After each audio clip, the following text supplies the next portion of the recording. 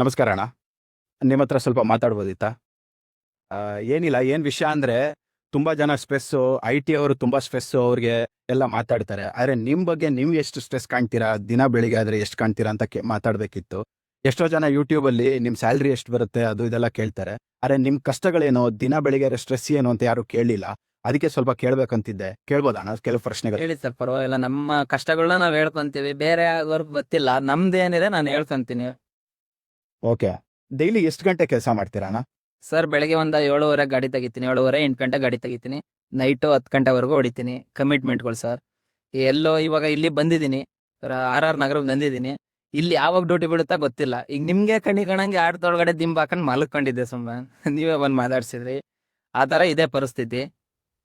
ಕಮಿಟ್ಮೆಂಟ್ಗೋಸ್ಕರ ಮಾಡ್ತಾ ಇದೀವಿ. Okay, okay.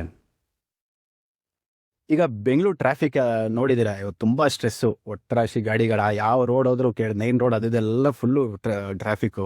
ನಿಮಗೆ ಎಷ್ಟು ಸ್ಟ್ರೆಸ್ ಕಾಣುತ್ತೆ ಆಟೋ ಓಡಿಸ್ಬೇಕಾದ್ರೆ? ಸ್ಟ್ರೆಸ್ ಅಂದ್ರೆ ಹೇಳಂಗಿಲ್ಲ ಸರ್. ಇದು ಬ್ಯಾಕ್ ಸೈಡು ಒಂದೊಂದ್ ಗಳಿಗೆ ಈ ದಿಂಬ್ ಇದೆಯಲ್ಲ, ದಿಂಬ ಬ್ಯಾಕ್ ಪೇನ್ ಜಾಸ್ತಿ ಆದಾಗ ಹಿಂದಕ್ಕೆ ಹಾಕಂತೀವಿ, ಕೆಳಗಡೆ ಪೇನ್ ಆದಾಗ ಕೆಳಗೆ ಆ ತರ ಪರಿಸ್ಥಿತಿ ಇದೆ ನಮ್ದು.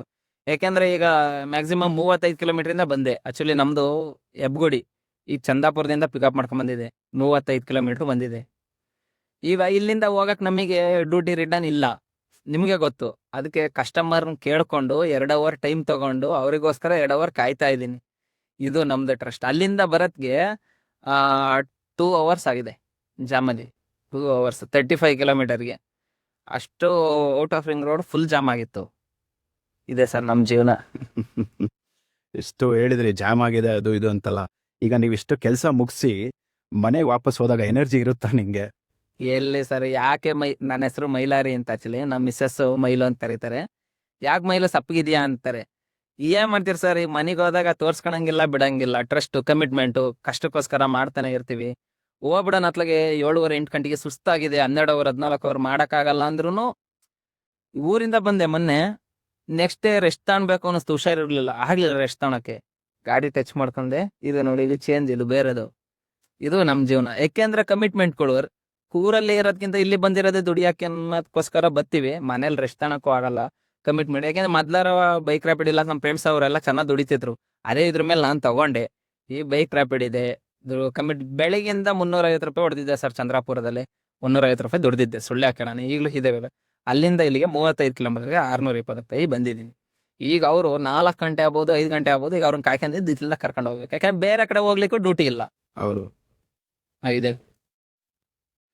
ನೀವು ಹೇಳಿದ್ರಿ ಸ್ಟ್ರೆಸ್ ಬಂದಾಗ ಇದು ಅಂತ. ಯಾವ ಥರ ಜಾಸ್ತಿ ಆದಾಗ ಯಾವ ಥರ ಮ್ಯಾನೇಜ್ ಮಾಡ್ತೀರಾ ಅಂತ? ಮ್ಯಾನೇಜ್ ಮಾಡ್ಲೇಬೇಕಲ್ಲ ಸರ್. ಈಗ ಕಮಿಟ್ಮೆಂಟ್ ಕೂಡ ಇರೋದ್ರಿಂದ ಈ ಸುಸ್ತು ಅನ್ನೋದು ಮನೆಗೂ ತೋರ್ಸೋಣಕ್ಕಾಗಲ್ಲ. ಈಗ ಮೊನ್ನೆ ಊರಿಂದ ಬಂದೆ, ನೆಕ್ಸ್ಟ್ ಡೇ ಡ್ಯೂಟಿ ಮಾಡಿದೆ, ಈ ತರ ಎಲ್ಲ ಆಯ್ತು ಇನ್ಸಿಡೆಂಟ್. ಓಕೆ ಆಯ್ತು, ಬೆಂಗಳೂರಲ್ಲಿ ಅದೆಲ್ಲ ಕಾಮನ್ ಅನ್ಕೊಲ್ಲಕ್ಕೂ ಜೀವನ ಮಾಡ್ಬೇಕು. ಹೋದೆ ಹಾಸ್ಪಿಟ್ಲಿಗೆ, ಇಂಜೆಕ್ಷನ್ ಮಾಡಿಸ್ಕೊಂಡೆ, ಟ್ಯಾಬ್ಲೆಟ್ ತಗೊಂಡೆ. ಮತ್ತೆ ನೆಕ್ಸ್ಟ್ ಡೇ ಏನ್ ರೆಸ್ಟ್ ತಗೊಳಕ್ಕಾಗಲ್ಲ ನಾವು. ಯಾಕೆಂದ್ರೆ ಒಂದ್ ದಿವಸ ಮನೆಗಿದ್ರೆ ಹೋದ್ರೆ ಗಾಡಿದ್ ಲೋನ್ ಏನು, ಅದೇನು ಇದೇನು, ಕಮಿಟ್ಮೆಂಟ್ಗಳೇನು, ಊರಿಂದ ಫೋನ್ ಹೊಡಿಯೋದು ಇದೆಯಾ, ಅವೆಲ್ಲ ಇರ್ತಾವ ಕಮಿಟ್ಮೆಂಟ್ಗಳು. ಹಂಗಾಗಿ ಮನೇಲಿ ಇರೋಕ್ಕೂ ನಿದ್ದೆನೂ ಬರಲ್ಲ. ಆಕ್ಚುಲಿ ಹುಷಾರಿಲ್ಲ ಅಂದ್ರೆ ನಿದ್ದೆ ಬತ್ತಿದ್ರು, ನಿದ್ದೆ ಮಾಡಕ್ ಹೋದ್ರು ನಿದ್ದೆ ಬರಲ್ಲ. ಇಟ್ಟು ಹೆಚ್ಚಾಯ್ತು. ಮೊನ್ನೆ ಡೈಲಿ 8 ಗಂಟೆ 7:30 ಗಾಡಿ ತೆಗಿತಿದ್ದು, 6 ಗಂಟೆಗೆ 6:30 ಗಾಡಿ ತೆಗ್ದಿದ್ದೀನಿ. ಯಾಕೆಂದ್ರೆ ಹಿಂಗೆಲ್ಲ ಆಯ್ತಲ್ಲ. ಅವತ್ ದುಡ್ದಿದ್ದು ಅವತ್ತಿಗೆ ಆತರ ಏನಾರ ಒಂದ್ ಚೂರ್ ಚಿಕ್ಕದಾಗ ಆತಂದ್ರೆ ಅವತ್ತಿಂದ ಅವತ್ತಿಗೆ ಹೋದಂಗೆ. ಅದಲ್ಲ ಸರ್.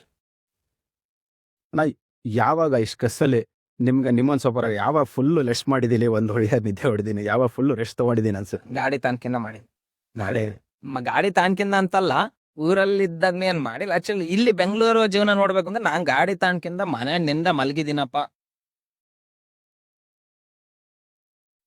ಫ್ಯಾಮಿಲಿ ಅಂತ ಬಂದಾಗ ನಿಮ್ಮ ಕಷ್ಟ ಅವ್ರು ಅರ್ಥ ಮಾಡ್ಕೊಂಡಿದ್ದ? ನಮ್ಮ ಮನೆಯವರು ಸಪೋರ್ಟಿಂಗು ಇದೆ.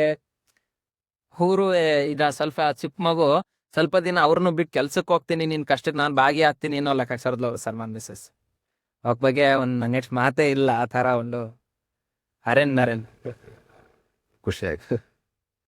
ಈಗ ಮನೆಯಲ್ಲಿ ಸ್ಟ್ರೆಸ್ಸು ಪ್ರಾಬ್ಲಮ್ ಎಲ್ಲ ಬರುತ್ತಲ್ಲ, ಅದಾಗಿ ಫಾರ್ ಎಕ್ಸಾಂಪಲ್ ಅದು ಮನೆಗೆ ಕೆಲಸ ಆಗಿ ಸ್ಟಾರ್ಟ್ ಮಾಡಿದಾಗ ಅದನ್ನ ಯಾವ ಥರ ಮ್ಯಾನೇಜ್ ಮಾಡ್ತೀರಮ್ಮ? ಏನೇ ಸ್ಟ್ರೆಸ್ ಆಗಿರಕ್ಕ ಅದು ಸ್ಟಾರ್ಟ್ ಮಾಡಿ ನಿಂಗೆ ತರ ಟೈಮಲ್ಲೇ ಸರ್ ಗಾಡಿ ನಾವು ಈ ಟ್ರಾಫಿಕ್ ಅಲ್ಲಿ ಒಂದ್ ಸ್ವಲ್ಪ ಅದೇ ಟೆನ್ಷನ್ ಅಲ್ಲಿ ಏನೇನೋ ಮಾಡ್ಕೊಳೋದು ಅದೇ ಟೈಮಲ್ಲಿ.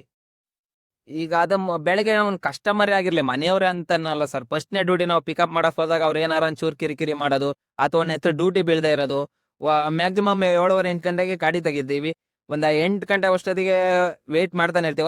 ಇವತ್ತು 10 ಅಂದ್ರೆ ಒಂದೇ ಒಂದು ಡ್ಯೂಟಿ ಹೊಡೆದಿರಲಿಲ್ಲ. Mood upset. ಇನ್ನೆಲ್ ಸರ್ ಡ್ಯೂಟಿ ಮಾಡಕ್ ಮನ್ಸು ಬರುತ್ತೆ. ಮನೆ ಕಡೆಗೆ ಎಳೆದು ಬಿಡುತ್ತೆ. ಅವಾಗ ಹೋಗೋಣ ಅಂದ್ರೆ ವಿಧಿ ಇರಲ್ಲ, ಹೋಗಕ್ಕೂ ಆಗತ್ತ. ಸೋನಾ ಬೀಬೇಕು. ಈಗ ಅದೇ ತರ ಆ ಕೆಲಸ ಮುಗಿಸಿ ಸ್ಟ್ರೆಸ್ ಇರುತ್ತಲ್ಲ, ಅದ್ ಮನೆ ಹೋದಾಗ ಅದನ್ನ ಮನೆಯಲ್ಲಿ ಯಾವ ತರ ಮ್ಯಾನೇಜ್ ಮಾಡ್ತೀರಾ? ನಾನು ಬೇರೆಯವ್ರಿಗೆ ಗೊತ್ತಿಲ್ಲ ಸರ್, ನಂದು ಮಾತ್ರ ನಮ್ಮ ಮನೆಯವ್ರಿಗೆ ಕಷ್ಟನ ತೋರ್ಸ್ಕೊಳಲ್ಲ. ನನಗೆ ಏನೇ ನೋವು ಇರ್ಲಿ, ಏನೇ ಇರ್ಲಿ, ಮನೆಗೆ ಹೋಗ್ತಿದ್ದಂಗೆಲ್ಲ ನನ್ನ ಹೆಂಡತಿ ಮುಖ ನಾವು ಬಸ್ ಸ್ಮೈಲ್ ಪಡ್ಲೇಬೇಕು, ಎಷ್ಟಾರ ಸುಸ್ತಿರ್ಲಿ. ಯಾಕೆಂದ್ರೆ ಈಗ ನಮ್ ಕಷ್ಟ ಕಟ್ಕೊಂಡು ಹೆಂಡತಿ ತೋರ್ಸಿಲ್ಲ ನಡೆಯುತ್ತೆ ಸರ್. ಚೆನ್ನಾಗ್ ಸಾಕ್ತಿವಿ ಅಂತ ಕಟ್ಕೊಂಡ್ ಬಂದಿರ್ತೀವಿ. ಎಷ್ಟೇ ಸುಸ್ತಾಗ್ಲಿ, ಏನೇ ಮಾಡ್ಲಿ, ಚೆನ್ನಾಗಿದೆ ಸರ್. ಸೊ ಜನಕ್ಕೆ ನಿಮ್ ಕಡೆಯಿಂದ ಏನಾದ್ರು ಹೇಳ್ಬೇಕು ಅಂತ ಅನ್ಸಿದ್ರೆ ಏನಾದ್ರು ಹೇಳಕ್ ಇಷ್ಟಪಡ್ತೀರಾ? ಒಬ್ಬೊಬ್ರದ್ದು ಒಂದೊಂಥರ ಇದೆ ಸರ್. ಅವ್ರ ಮನೆ ಕಷ್ಟ ಅವ್ರಿಗೆ ಗೊತ್ತಿರುತ್ತೆ. ಈಗ ನಂದು ಹೇಳ್ಬೇಕು ಅಂದ್ರೆ, ಈಗ ನಮ್ಮ ಮನೆಯವರು ಮಿಸ್ಸಸ್ ಮಾತ್ರ ಸಪೋರ್ಟ್ ಅಲ್ಲ. ನಮ್ಮ ಅಪ್ಪ ಒಂಥರ, ನಮ್ಮ ಅಮ್ಮ ಇವಾಗ್ಲೂ ಅವರಿಗೆ 50 ವರ್ಷ ಗಾರೆ ಕೆಲಸ. ಈ ವಯಸ್ಸಲ್ಲಿ ಗಾರೆ ಕೆಲ್ಸಕ್ಕೆ ಹೋಗ್ತಾರೆ. ಆ ವಯಸ್ಸಲ್ಲಿ ಎಷ್ಟೋ ಜನ ಬದುಕಿರೋದೇ ಡೌಟ್. ಈಗ್ಲೂ ನಮ್ಮಮ್ಮ ಈಗ ಫೋನ್ ಮಾಡ್ರೆ, ಇಲ್ಲೇ ಊರಲ್ಲಿ ನಮ್ಮ ಚಿಕ್ಕಪ್ಪನ ಹತ್ರನೇ ಗಾರೆ ಕೆಲ್ಸಕ್ಕೆ ಹೋಗ್ತಾರೆ ಸರ್. ನಮ್ಮ ಅಪ್ಪ 2 ಹಸು ಕಟ್ಕೊಂಡು ತೋಟದಲ್ಲಿ ಮಾಡ್ತಾರೆ. ಆತರ ನನಗೆ ಎಲ್ಲಾ ತರ ಸಪೋರ್ಟ್ ಇದೆ. ನಮ್ಮ ಸಿಸ್ಟರ್ ಇಬ್ರು, ಅವರು ಮದುವೆ ಅನ್ಸತ್, ನಮ್ಮಲ್ಲಿ ಸಾಲ ಆಗಿದೀವಿ. ಅದಕ್ಕೋಸ್ಕರನೇ ಬುರ್ದು ತೀರ್ಸ್ಬೇಕು ಅಂತ ಬೆಂಗಳೂರಿಗೆ ಬಂದು ಕಂಪ್ನಿಗೆ ಹೋದ್ರೆ ಏನು ಇದಾಗಲ್ಲ ಅಂತೇಳಿ ಆಟೋ ತಗೊಂಡೆ. ಆಟೋ ತಗೊಂಡ್ಮೇಲೆ ಈ ಬೈಕ್ ರ್ಯಾಪಿಡ್ ಈ ತರ ಆಯ್ತಾನ, ಏನ್ ಮಾಡ ಸರ್. ತುಂಬಾ ಥ್ಯಾಂಕ್ಸ್ ಅಣ್ಣ, ನಿಮ್ ಟೈಮ್ ಕೊಟ್ಟಿದ್ದಕ್ಕೆ, ನಮ್ದು ಎಲ್ಲಾ ಪ್ರಶ್ನೆಗೆ ಉತ್ತರ ಕೊಟ್ಟಿದ್ದಕ್ಕೆ. ನಾವು ಆದಷ್ಟು ನಿಮ್ಗೆ ಸಹಾಯ ಮಾಡೋಣ ಅಂತ ಒಳ್ಳೇದಾಗ್ಲಿ ಅಂತ ಅನ್ಕೊಂಡಿದೀವಿ. ತುಂಬಾ ಥ್ಯಾಂಕ್ಸ್ ಸರ್. ಅಣ್ಣ, ಇನ್ನೊಂದು ಇಂಟ್ರೆಸ್ಟಿಂಗ್ ಆಗಿ ಕಾಣಿಸ್ತು ಆಟೋದಲ್ಲಿ. ಈಗ ಇಲ್ಲಿ ಭಂಡಾರದ ಒಡೆಯ ಅಂತ ಬರ್ದಿದ್ದಾರೆ. ಇದ್ರದ್ದು ಸ್ಫೂರ್ತಿ ಏನಣ್ಣ? ಹಿಂದೆಲೆ ಏನಣ್ಣ? ಸರ್, ಇದು ಬಂದ್ಬಿಟ್ಟು ನಮ್ಮ ಮನೆ ದೇವರ ಹೆಸರು ಮೈಲಾರಲಿಂಗೇಶ್ವರ ಸ್ವಾಮಿ ಸರ್. ನಾವು ಭಂಡಾರ ಅಂದ್ರೆ ಮೈಲಾರಲಿಂಗೇಶ್ವರ ಸ್ವಾಮಿ ಅಂದ್ರೆ ಭಂಡಾರದವ ಅಂತ. ಅವರು ಈಗ ಒಡೆಯ ಅಂದ್ರೆ, ನನಗೆ ಈ ಗಾಡಿ ತಾಣಕ್ಕಿಂತ ನಾನು ಭಗವಂತನ್ ಕಾಣ್ತಾ ಇದೀನಿ. ಯಾಕೆಂದ್ರೆ ನನಗೆ ಒಂದ್ 4 ಹೊತ್ತು ಅನ್ನ ಕೊಡ್ತಾ ಇದೆ.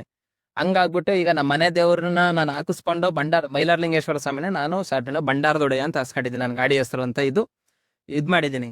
ಭಂಡಾರದೊಡೆಯ ಅಂತ, ಬಡವರ ಒಡೆಯ. ಎಷ್ಟೋ ಜನ ಓದಕ್ಕಿಲ್ಲದೆ ಬಡವರ ಒಡೆಯ ಅಂತ ತಿಳ್ಕೊಂಡು ಖುಷಿ ಪಟ್ಟಿದ್ದಾರೆ. ಅದನ್ನು ಅನ್ಕೊಂಡಿದೀನಿ, ಇದನ್ನು ಅನ್ಕೊಂಡಿದೀನಿ. ಹಂಗಾಗಿ ಭಂಡಾರದ ಒಡೆಯ ನಮ್ಮ ಮನೆ ದೇವರ ಹೆಸರು ಸರ್. ಹಂಗಾಗಿ ಗಾಡಿನೂ ಅದನ್ನೇ ಅನ್ಕೊಂಡು ಹೆಸರಿಟ್ಟಿದ್ದೀನಿ ಅಷ್ಟೇ. ಥ್ಯಾಂಕ್ ಯು ಅಣ್ಣ, ಖುಷಿ ಆಯ್ತು.